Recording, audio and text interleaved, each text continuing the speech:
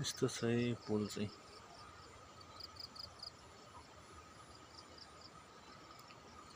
यस्तो भएर बनाउनु लाग्छ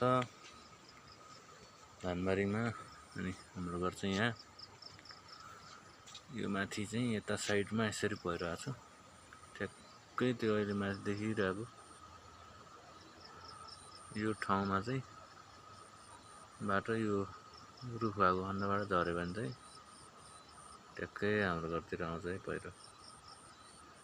त्यो भएको कारणले हामी चाहिँ एकदम जोखिममा भएर यत्रो पहिरो आएको छ।